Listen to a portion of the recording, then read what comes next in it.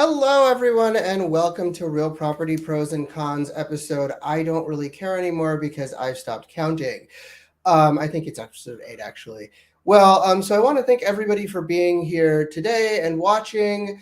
And I saw this really interesting article on Fox 5 San Diego, and it says rent prices fall in San Diego as market cools in June, report shows. So that might mean that rent prices are going down, or it might just mean that they're trying to get people to click and read the story because they know that everybody is super concerned about rent prices. So anyway, I thought that it was a very interesting article. The article essentially said that rent has been going up in San Diego, which if you are a renter in San Diego, you would know. And that now the rental market has kind of is either going down slightly, or there are, more people who aren't looking, or there are fewer people who are looking for properties to rent, and it's just making it less expensive.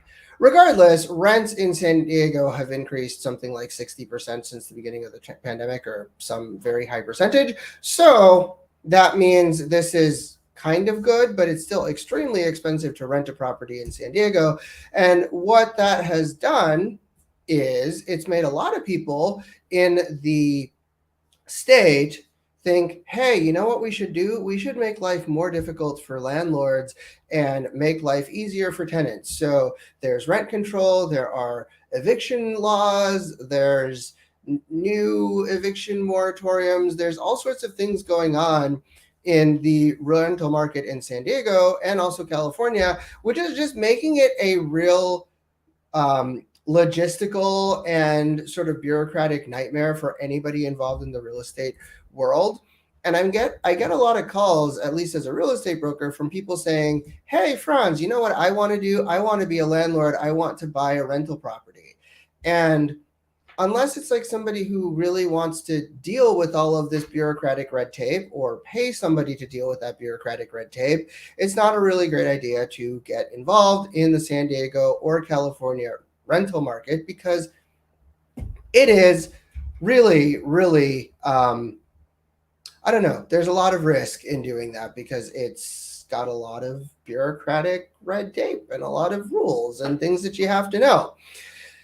And so what I did was I brought on today two very interesting guests, one of whom is a lawyer who I assume really likes bureaucratic red tape, which is probably why he's a lawyer, and also brought on a developer, landlord, who can talk about what's going on in the rental landscape from the landlord perspective. And also for anybody who lived through the past, 2-ish years with COVID, they'll be able to talk about what the rental market and COVID have done to kind of their businesses and their ability to function and all of that sort of thing. So when we get back after this short intro break, we will be talking with our two guests, Michael Simkin and Alex Weidner.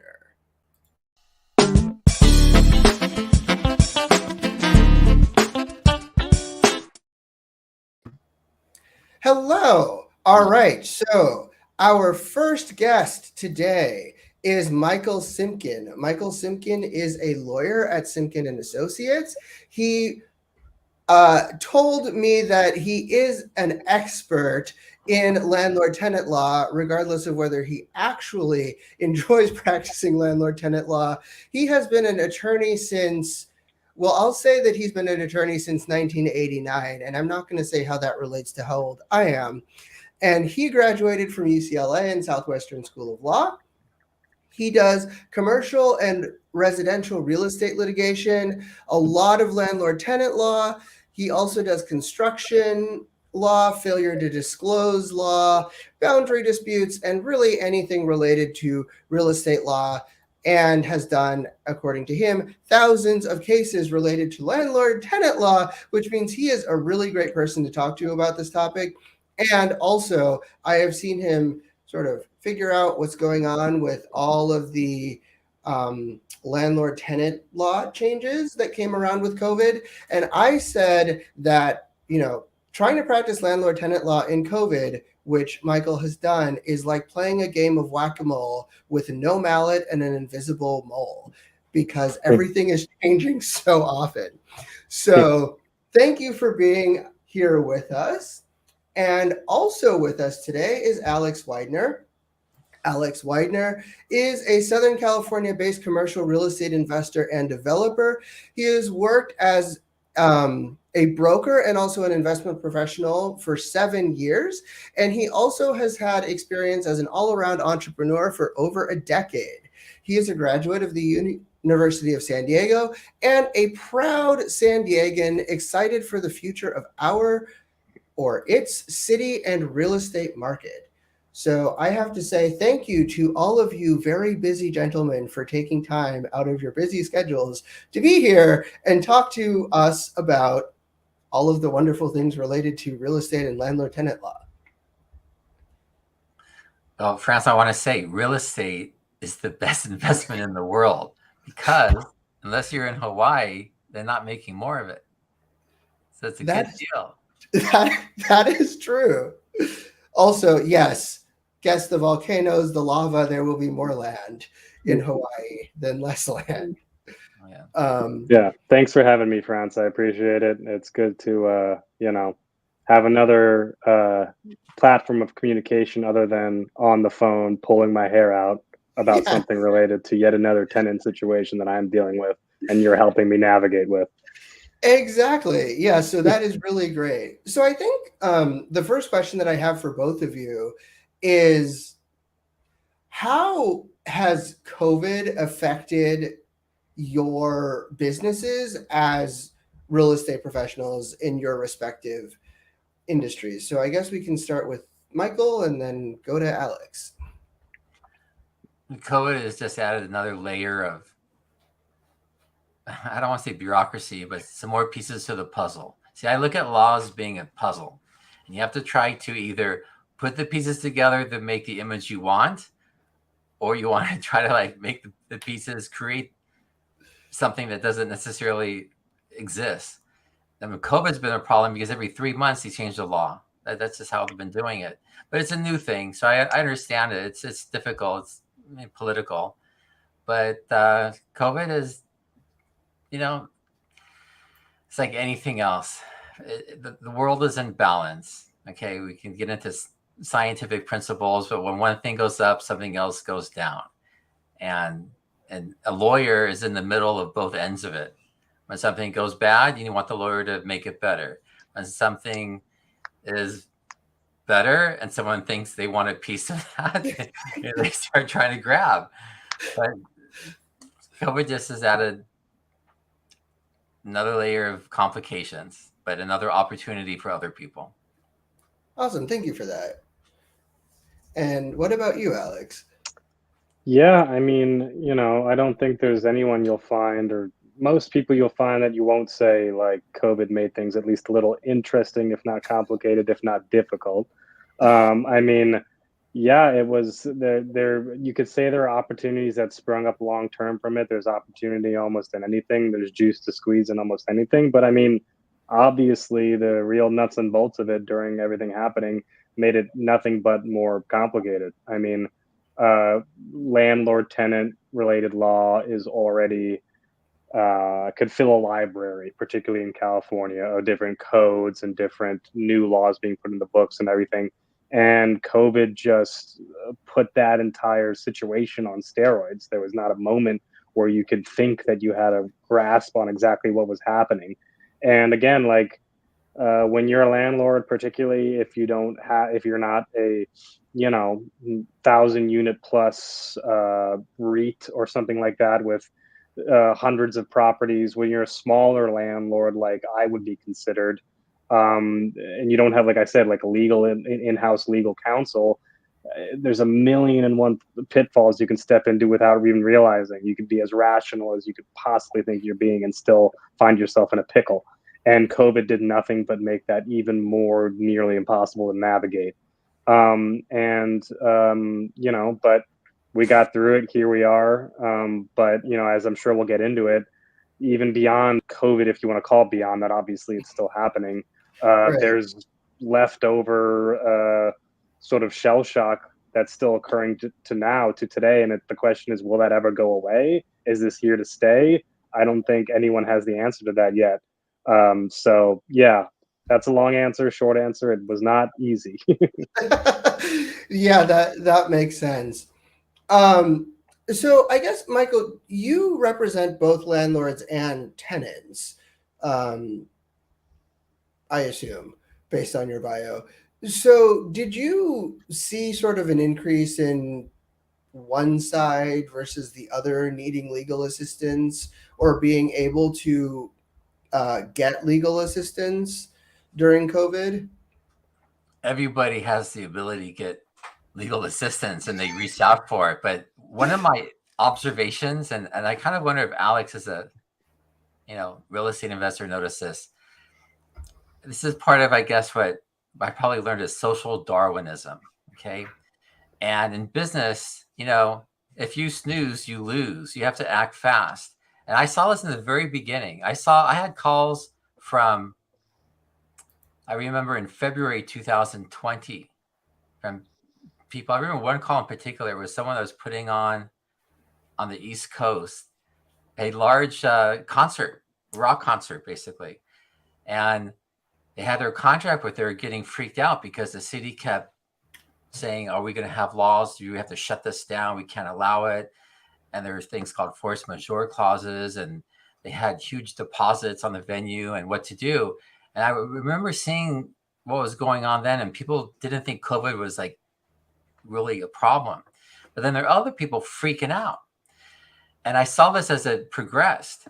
And even with landlord-tenant situations, I distinctly remember a hair salon that called me in,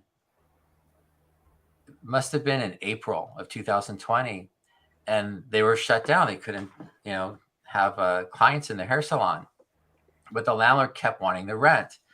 So they paid the rent for April, but they're like, we have no clients. We can't do anything. And so I looked at it, and they were kind of lucky the way their lease was with the shopping center. And I came up with a nuclear option for them. I came with a business option for them. I came with just a be a nice person option for them. And I presented the nice way to the landlord the first time. And the landlord was not in the mood to be nice. He was like, this is my rent. You got to pay it. And I'm like, okay. So then I went to the next option. At the same time, I'm advising my client that, maybe you should just move out. We don't know how long this is going to last, or maybe we'll get a better deal someplace. But we kept progressing.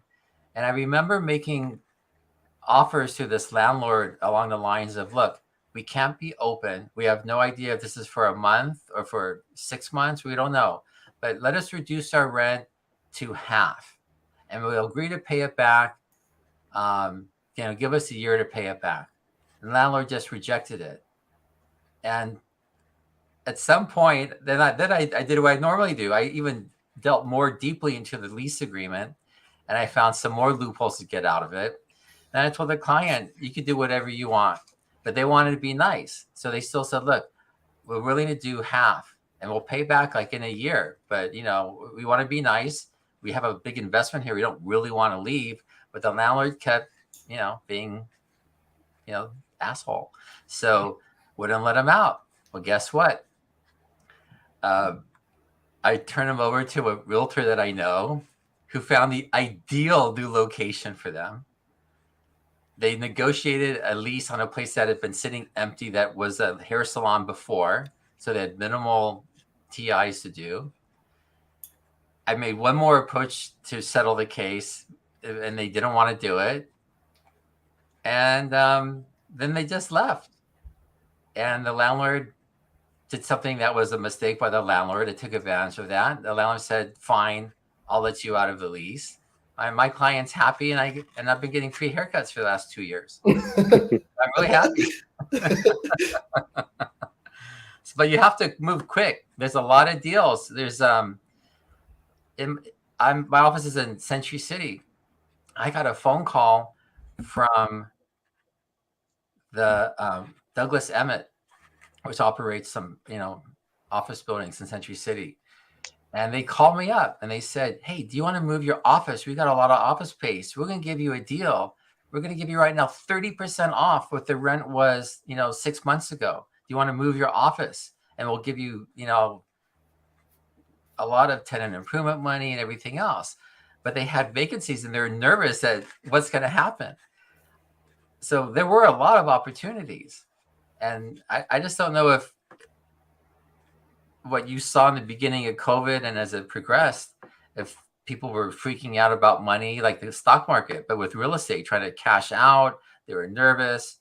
I mean, what did you see?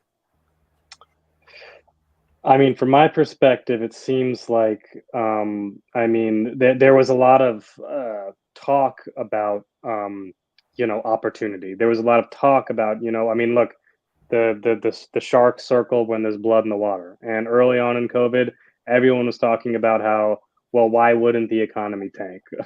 Why wouldn't people not pay their mortgages? Why wouldn't especially once those mortgage moratoriums started to, or we're talking about an expiration period happening, there was opportunity being discussed in a big way in terms of acquisitions and hands being changed. But I mean, I think anybody looking back now will remember or have seen that that's not really what happened. If anything, real estate prices just skyrocketed. I mean, there was always deals to be found if you really, pounded the pavement and really found the one in a million off-market opportunities where someone really was desperate for cash.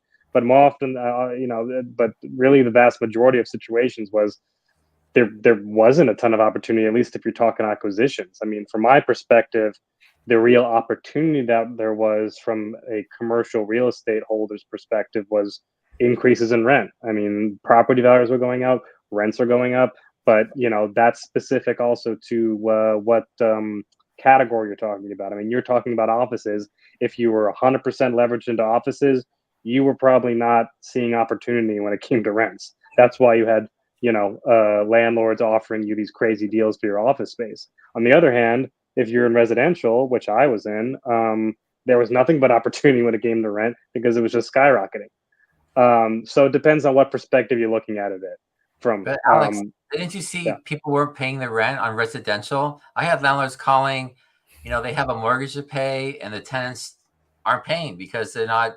I had so many calls from people that had these very fancy single family homes that they were renting to people in the entertainment business.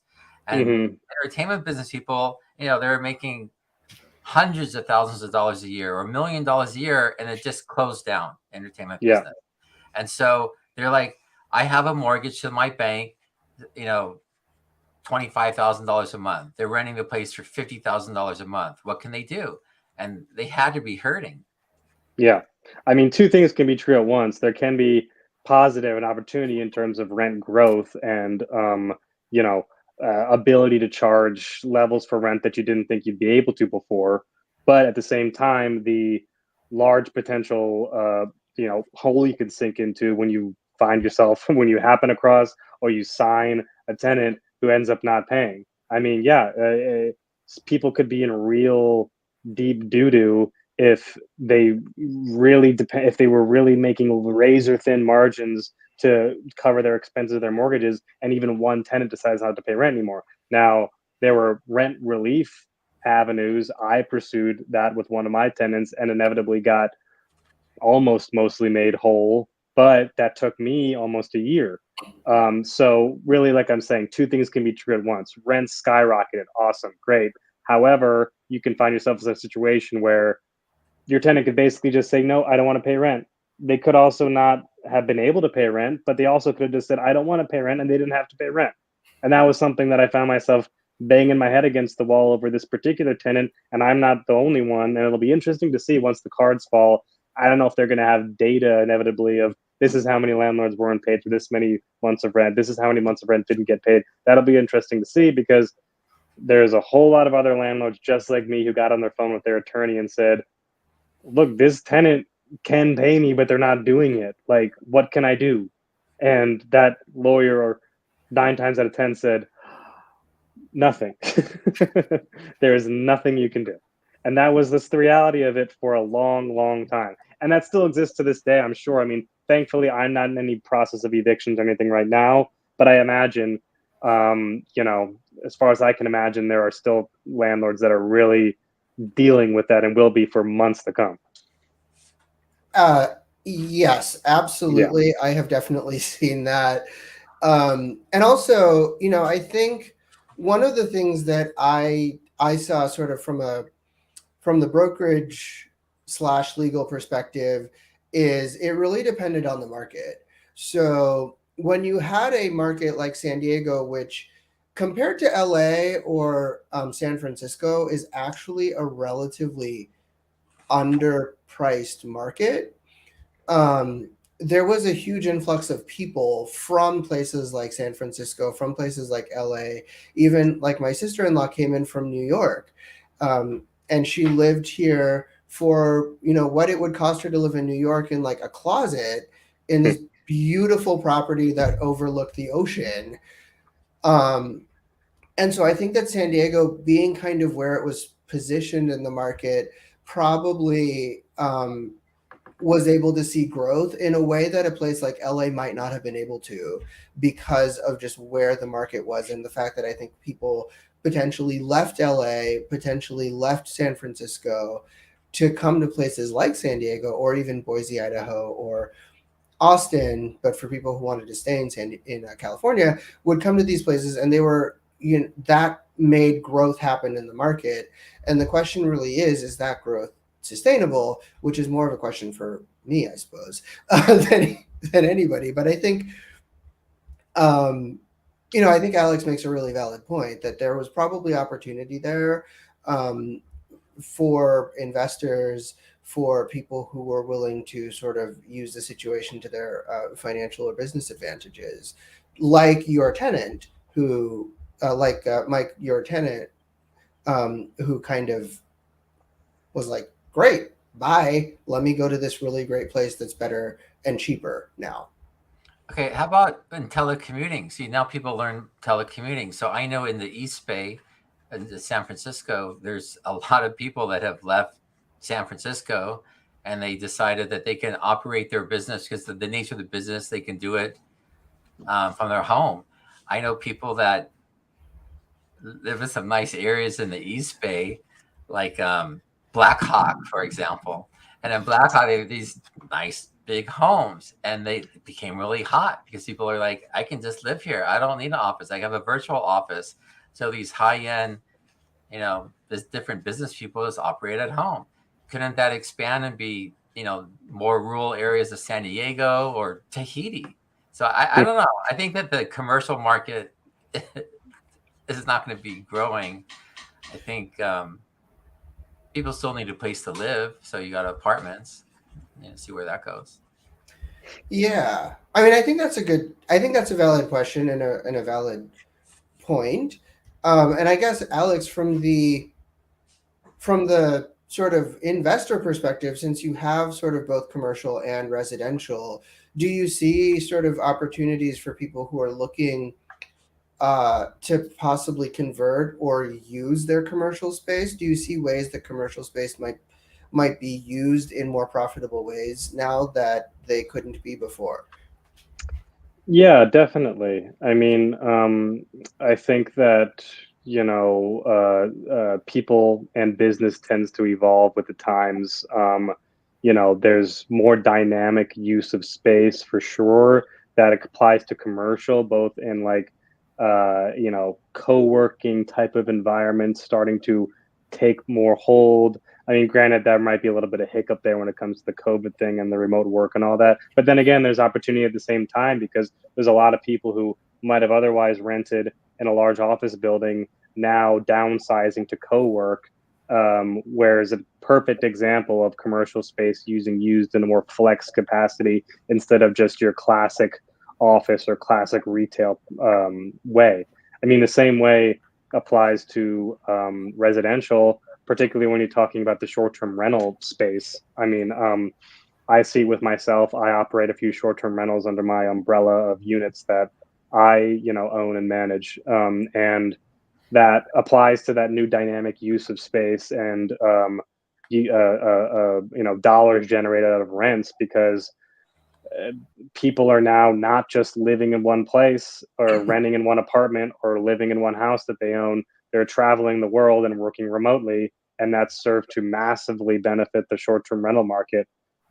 So yeah, I mean, you're seeing dynamic change happening on all fronts of real estate and rental and the like, residential and commercial and everything. And me, from my perspective, I'm seeing with my own eyes how people how that's evolving and how there are more opportunities than ever, both from the tenant and the business operator standpoint, but also as the real estate owner standpoint. Um, so I guess so. You bring up an interesting point, Alex, in terms of short-term rentals, and I'm wondering, Michael, from a regulation perspective, what do you see happening with short-term rentals? Do you see municipalities trying to restrict short-term rentals, or do you think that it's something that'll be sort of just accepted? And what impact do you think that will have just in the overall rental market moving forward? There was a movement definitely before COVID to restrict the short-term rentals, like in Los Angeles. But other areas, I know I have a client in Palm Springs, Palm Desert, um, out in the more desert areas and like east of San Diego, that it's just booming. I'm like, I have no idea why people want to go and sit in the middle of, they rent a house and they sit in the middle of nowhere, but they seem to like it. And it's people want it. So the cities are trying to limit it. They want to keep it to the mom and pop, like you own one place and you have the short-term rental for the one little house. But those restrictions are there, and people are just trying to be creative how to find a way to get around that. And I guess, Alex, from an investor perspective, I'm curious: is there incentive to you as an investor to do a long-term rental instead of a short-term rental? Yeah, I mean, a lot of it is about your time and what you're willing to invest. I mean, both financially and time-wise. I mean, before you get into, alongside that, the restrictions and the potential restrictions, if you're just talking about merely dollars and cents, does it make sense for me to do a short-term rental if I can? It's what's your budget and what is your financial budget and what is your time budget? I mean, I can tell you firsthand that short-term rentals can generate you a lot more cash flow. I mean, you might be bringing in 3-4 times the multiple of revenue on a monthly basis if you're positioned right, with a short-term rental. But that's also taking vast, anywhere from a decent amount to vastly more of your time to manage, and it's also going to be significantly more of a cost up front, because I mean, you're furnishing the place, you're decorating the place, you're outfitting the place. You got to stand out nowadays. That new short-term rentals are flooding any given market by the day, and you got to stand out if you want to be able to make that 3 or 4 times multiple. So, with great time investment and money investment can come great returns. So it's just a matter of whether you're willing to take those or not. And then if I'm gonna touch on the regulation also, I mean, what I would say, from the perspective of someone who has done this, is obviously, first and foremost, if you're thinking about getting into short-term rentals, look at the regulations in your given area. I would almost say that you should be almost thankful if the place that you're looking in has been regulated already, because you know what your sandbox to play within is. There are a lot of places where they haven't regulated it yet, so people are going buck wild on spending tens of thousands, hundreds of thousands, who knows, in outfitting places to be an Airbnb. But what if 3 months from now the shoe just drops and they say, you know what, we've set our regulations in place and we're gonna not allow it, or we're gonna be extremely restrictive on allowing them, and then all that money you spent is wasted. The place that I operate, it was I have a few short-term rentals in Oceanside, specifically in San Diego County. They were one of the first areas in San Diego to regulate short-term rentals, which sounds bad, but the good news is that I know my market and I know the regulations that are going to affect me. Chances are they're not going to add a whole new book anytime soon. I know how to work within that framework. And on top of all that, they aren't particularly restrictive. They have restrictions, but they're not extreme. So I know how to work within that, and I can make it work within that. So, I mean, the big questions you want to ask yourself is: do you have the time? Do you have the money to outfit it and compete? And is the regulatory environment that you're looking at established already? If so, is it workable? If it's not established yet, beware. That would be my advice. Alex, are these condos in Oceanside or houses? They're houses. They're standalone, which is another thing. There are more things to ask yourself when you get into that question of should I do it? Are you in a condo building? Are you in an apartment building? That's going to get more complicated. You probably have HOAs.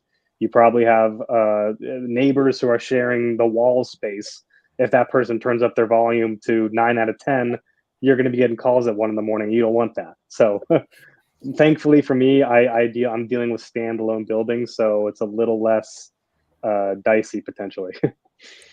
I know that I've rented, or my kids are small, I think in Oceanside, big complexes with condos, and they have these management companies that run them, kind of like a hotel. You think that's a good investment, or is it better to do your own a little house or a little condo? I mean, it depends what scale you want to take it to. I mean, it's a very interesting concept to converting multiple condos into Airbnb, and it can be done. I mean, my own father-in-law has an apartment building in which one of his units is Airbnb. Now that's subleased out, and that's a whole nother kind of ball game of industry that happens now too, is people will come guarantee a landlord who owns an apartment or a house X amount of rent a month as if they're a tenant, but then they just turn around and short-term rental it. And the rent that they pay that landlord for that house or that unit in their building is just one of their operating costs of their short-term rental, which that's interesting. Look, I'm happy for anybody to have every single time I put a place on the market for rent, the first inquiry I get is, hey, I want to rent it from you and turn it into an Airbnb. I don't allow it. I don't want to take on the liability of somebody else running an Airbnb in my property, but some people do, and sometimes it works out great. And more so on the question or the realm of people using multiple unit spaces for Airbnb. They even have these brands now like Sonder. I don't know if you've heard of that one, where Sonder basically takes over management of what used to be a Best Western or a Quality Inn or something like that, and they'll turn that hotel into a short-term rental hotel hybrid, where each room is marketed as either a nightly, i.e. hotel, or you can rent that room monthly or weekly. So people are now hybriding hotel and Airbnb, and it's this whole other ever-evolving world, particularly since COVID, that's interesting to see evolve, you know? Yeah. So I think, Alex, thank you for giving us all of your insights into short-term rentals, which is a super interesting and evolving area. I think both on the legal front and also just the investor front. And I think my question, probably for both of you, and I don't know exactly which one of you would be best suited to answer this, but one of the questions that I have is, as I what I sense from the market, just looking at it, especially with Airbnbs or short-term rentals, is that it is kind of a wild west. So I wonder, as the market stabilizes, is it possible that you're just not going to see as much revenue? Like it'll just kind of stabilize to more of a normal rental market, with sort of predictable costs, predictable regulation, predictable revenue, and make it less appealing to people who are actually speculating and trying to make a lot of money, the way it is kind of now. You're talking about short-term rentals stabilizing. Short-term rental specifically, yeah. Yeah, I mean, that's interesting to think about. I mean, they're assuming that a particular municipality doesn't have a cap on how many can enter the market, then you certainly could be looking at a stabilization over time. You know, demand has seemed to have only increased in short-term rentals and in travel. I mean, it's crazy how much during COVID you'd imagine everything would have just hit the skids when it comes to short-term rentals and traveling in general. It's only increased. I don't know when that will end. I mean, it seems like you almost are in decent position with short-term rentals as even a recession looms because assuming you're in the continental United States, people are probably still going to want to travel. It's just that they might just drive somewhere and shack up in a short-term rental for a while instead of spending $50,000 on their European vacation, right? I mean, it seems to be ever since the COVID thing that it's proven that there's always going to be a taste for travel. People just want to get out, even if the things aren't going well economically. So that being said, yeah, I mean, the saturation of short-term rentals will only continue. Competition will only increase. So there is a cap, I'm sure, somewhere out there in terms of the growth. But when will that happen? I don't know yet. I personally haven't seen things slow down. I've only seen them grow this entire time. And, I'm just along for the ride and hope that it keeps going that way. That makes sense. And Michael, I guess from the legal perspective, when you're thinking about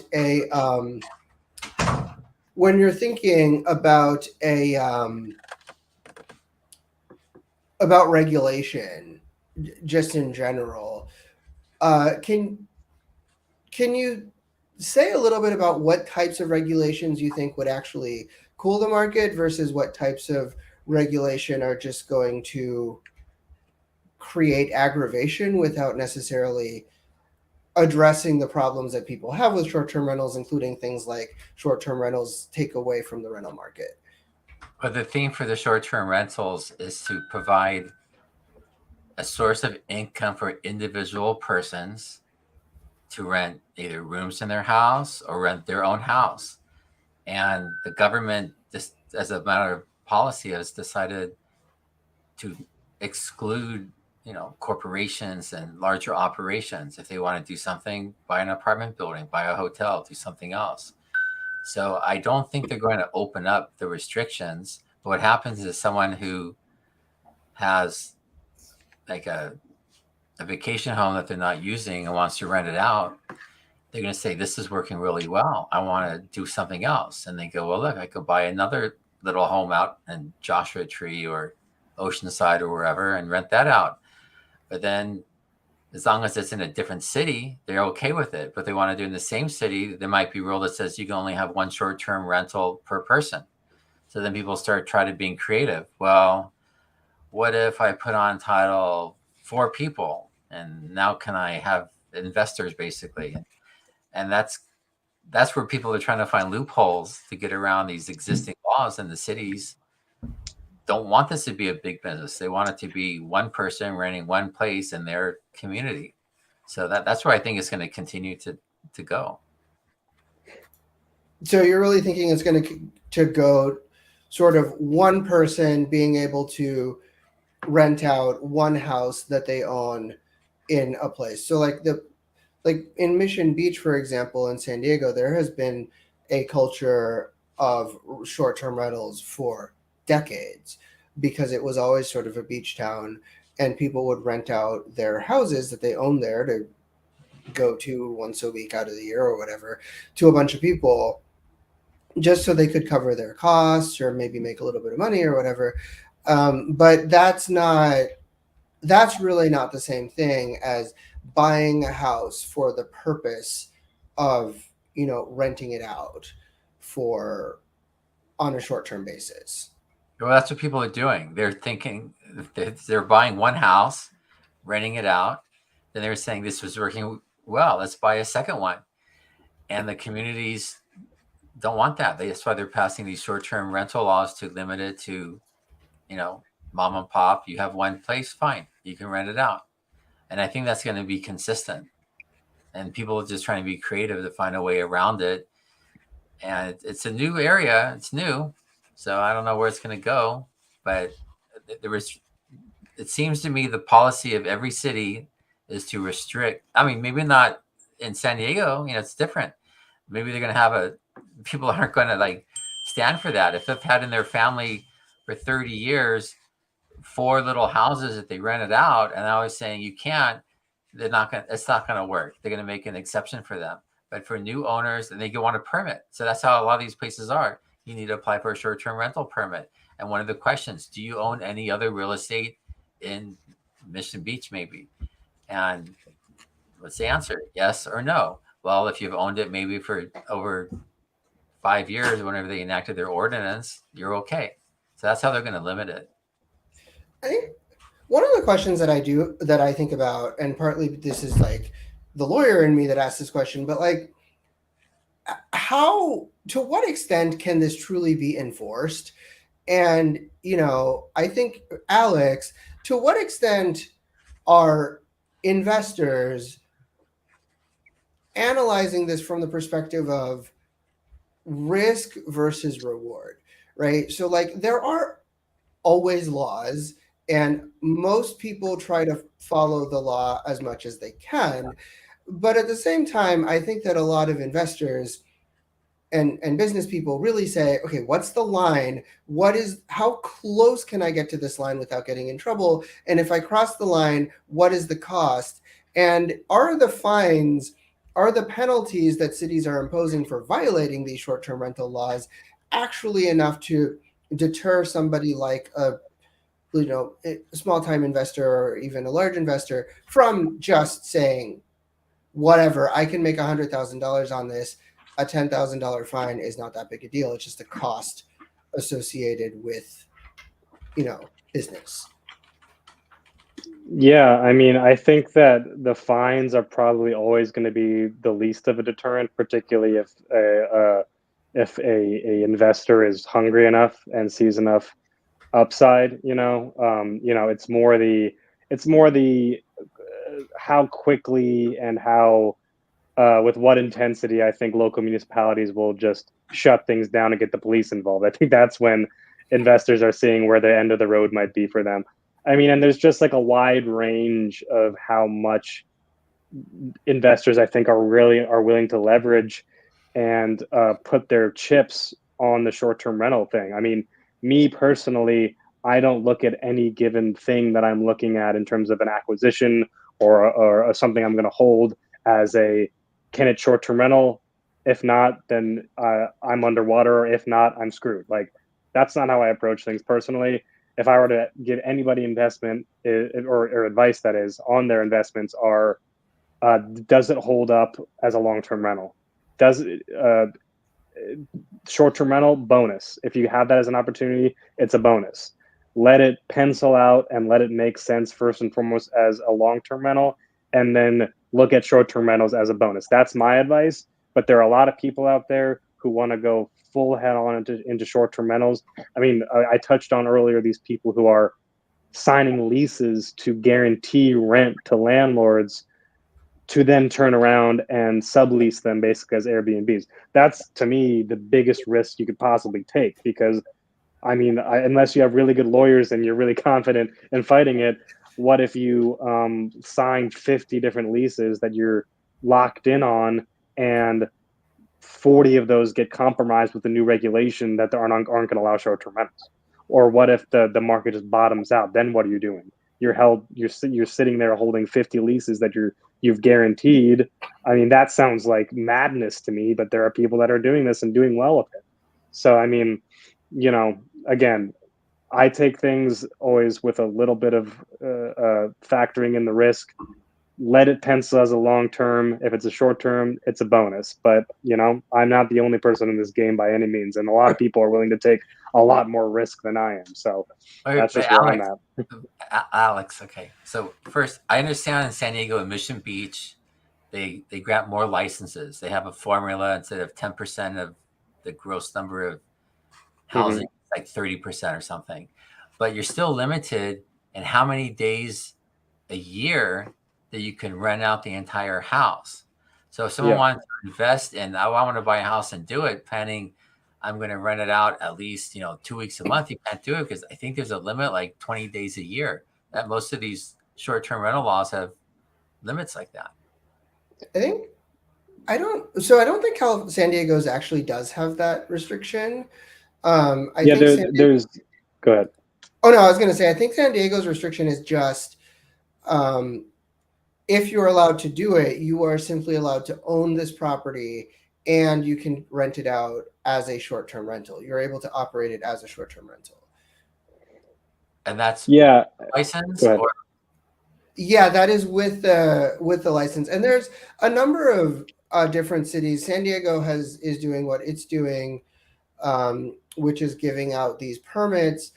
And also, Alex, to kind of your point about these people who are, guaranteeing leases, a lot of those leases have terms in them that allow the tenant to terminate the lease if there are any restrictions on short-term rentals that are passed during the life of the lease. So it really is a truly business decision that, the landlord chooses to be put in that position. And but the leases, if it's written by a good lawyer, the lawyer is going to protect the tenant against the possibility that the short-term rental restrictions. Yeah, I'm sure there are plenty of these people that are doing it in a prudent or a smart way. I haven't even looked at one lease shown to me by one of these people. If I want a short-term rental in my space, I'm going to short-term rental. Nobody else is going to do it for me. That just sounds like a potential pile of liability to me. But I'm sure there are people doing it in a smart way. And again, like the biggest thing is figuring out what your regulatory sandbox or whatever you can play within is. If there are permits that are required, what does it require? What percentage are allowed per year? Is there a cap? San Diego had just in the past year did a sweeping regulation where they were going to require permits and it was going to effectively cut the number in San Diego City of allowed units, short-term rentals, in half. I guess Mission Beach, you brought up, had a carve out. Right. Because they have such a history of it. Mission Beach was allowed X amount more than the rest of the city. But thankfully for people like me who operate in places like Oceanside, which are part of San Diego County, but not San Diego City, there's a difference. So there was all this panic and the sky is falling for short-term rental investors around San Diego County when there were all these headlines saying San Diego ready to cut short-term rentals in half. But the thing that I kept on having to make sure I was reading correctly in those articles under the header was San Diego City, not San Diego County. Oceanside is part of San Diego County, and it has its own rules, which currently don't cap or limit the amount of permits issued. That could change. Knock on wood, it doesn't. But again, the biggest thing is read the regulations in the place you want to put a short-term rental. And, also to some extent, expect the unexpected. Don't leverage yourself too highly. If one day you're not allowed to anymore, make sure you aren't too far underwater if that does happen. Yeah, I think that's a very good point. Well, we are almost at 10 minutes left, and normally at this point we go to an Ask the Pro segment, which will be the intro to this next segment. However, our guest provided some really useful links one of our guests provided some really useful links that he'll talk about when we come back after this short break.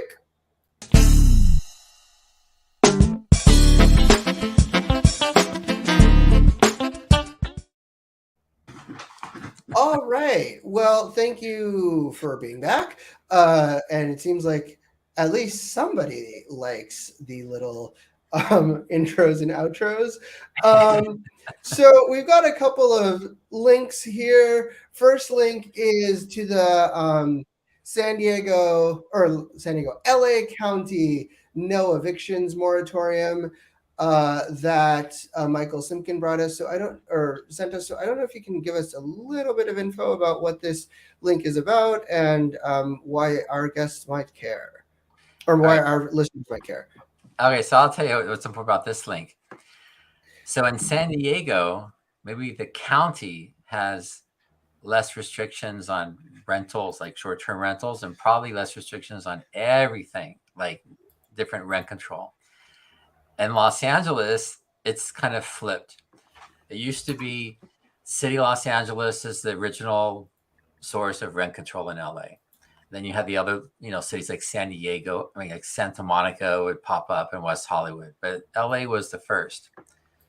What's interesting is starting a couple years ago, LA County wanted to start to have some tenant protections. And right now, the LA County tenant protection rules are much stronger than the Los Angeles City tenant protection rules. So if you want to do an owner move-in eviction, here's the problem. The county law trumps the city law. So since the county law is stronger and they have more restrictions, if you want to do a no-fault eviction or evict for non-payment of rent or something like that, that law is going to apply. So it's kind of like a flip. You go to that website, they try to simplify it.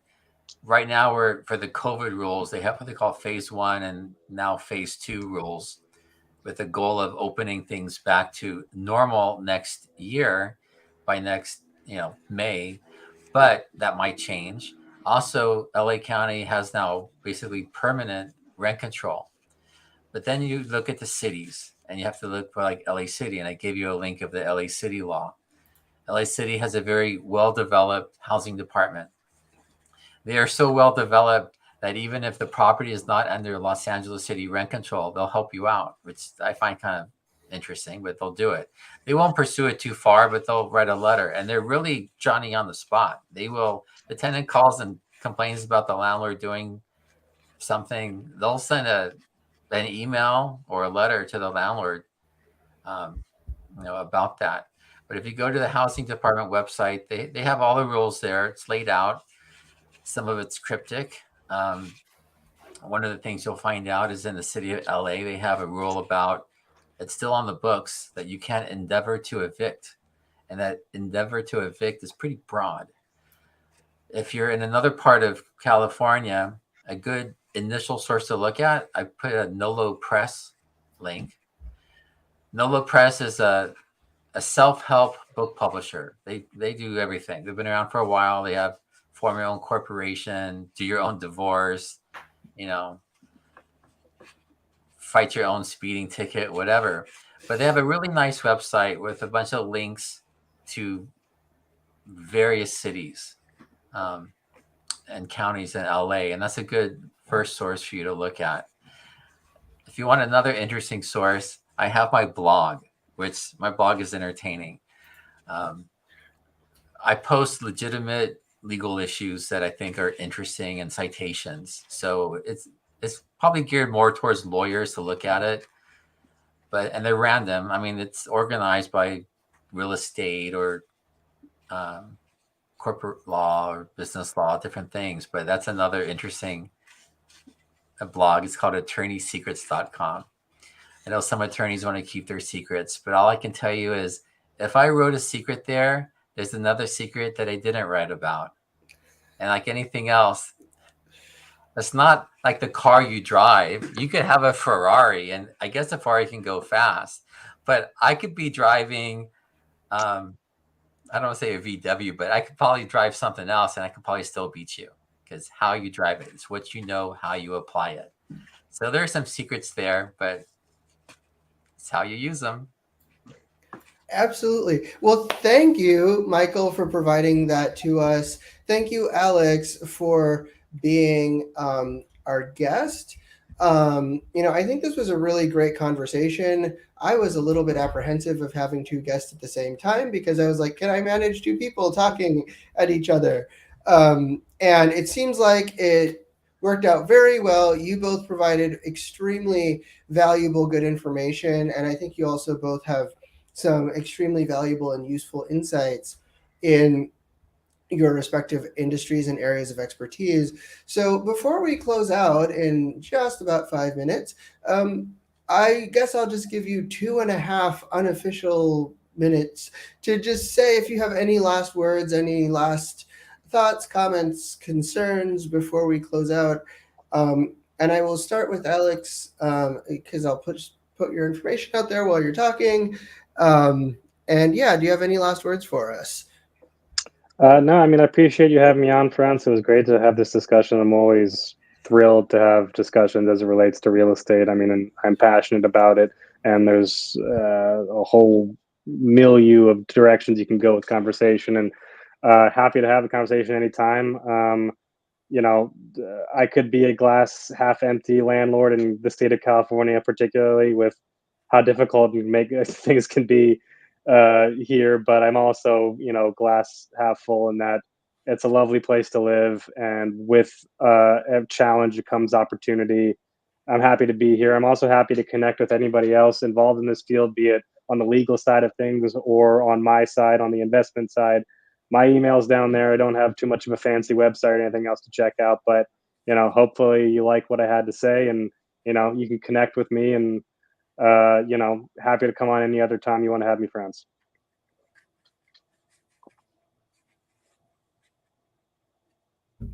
Thank you. There we go. Thank you so much, Alex. My microphone was not cooperating. Hey, it only happened once today, so that is progress from all the other times. Thank you very much, Alex. And last but not least, Michael, do you have anything that you would like to say as your last words before we end for the evening? I just want to say that in business, there are laws that apply, but people have to be respectful of the person they're dealing with. So if it's a landlord-tenant matter, you have to consider the other person's life, what's impacted them, and you can always find a solution. It may not be what you want, but it's a solution, and then you move on to the next opportunity, if that's the next building to buy or the next place to live, whatever it is. And one of the things I tell my clients multiple times a day is that law is not math or science. It's essentially psychology and strategy. Okay, you have to deal with the people. Law is about people. You have to understand them and work with them, and then you'll find a common solution. And hopefully it's profitable for everybody. Okay, well, thank you, Michael. I think that is great advice. I want to thank everybody who's watching and who is watching now, who will be watching in the future. And I will be back here next week with another real estate pro. So thank you all for being here, and bye-bye. Thank you. Bye. Thanks, Frantz. Bye. Bye-bye. Bye.